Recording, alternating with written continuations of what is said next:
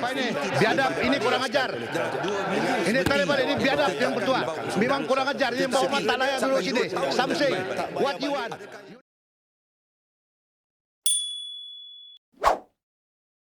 Datuk Seri Anwar Ibrahim sedia menyambut cabaran Tun Dr. Mahathir Mohamad berkait isu pengisytiharan harta dimilikinya sepanjang menjadi Timbalan Perdana Menteri antara 1993 hingga 1998. Perdana Menteri menegaskan beliau sememangnya sudah pun mengisytiharkan harta secara terbuka dan maklumat itu diketahui umum berbanding bekas mentornya itu yang didakwanya belum pernah berbuat demikian. Malah, Anwar menyifatkan Dr. Mahathir cuba menegakkan benang basah apabila menafikan memiliki harta mencecah berbilion ringgit sedangkan kata Perdana Menteri, kekayaan itu hakikatnya diketahui semua orang. Saya tiada masalah untuk isytihar harta, saya antara orang yang isytiharkan harta. Yang tidak isytihar, dia, Dr. Mahathir. Baru-baru ini, menjelang pilihan raya umum ke-15 pun saya isytihar 11 juta ringgit iaitu harga rumah di Segambut. Itu bukan rahsia, itu diketahui umum, katanya ketika ditemui pemberita di program Aidilfitri Malaysia Madani di Dataran Merdeka, di sini hari ini. Untuk rekod, Anwar pernah mengisytiharkan harta pada November lalu bagi memenuhi syarat diputuskan PKR untuk semua calon PRU 15 daripada parti itu. Aset bersih bernilai RM11,178,667.80 setakat 31 Oktober 2022 itu antara lain merangkumi hartanah termasuk kediaman bernilai RM10,350,000. Presiden PKR itu turut mengisytiharkan aset tunai dan simpanan berjumlah RM828,667.83 serta pendapatan bulanannya sebagai ahli Parlimen Port Dickson ketika itu sebanyak RM21,755.80.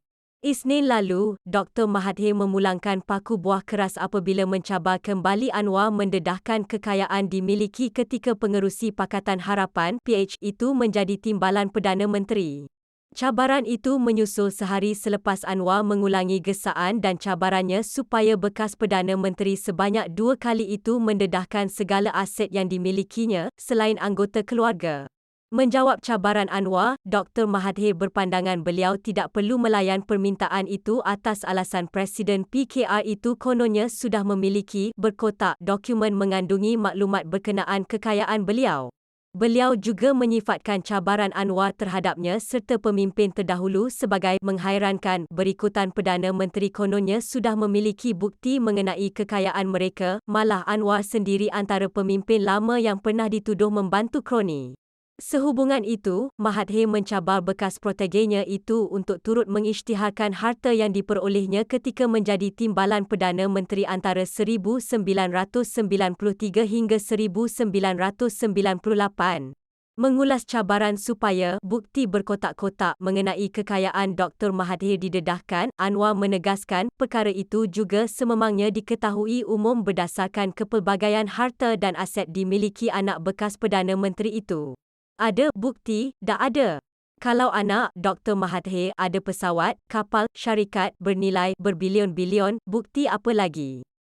Semua orang tahu. Ini menegakkan benang basah. Benang basah jika nak tegak, dia jatuh, katanya.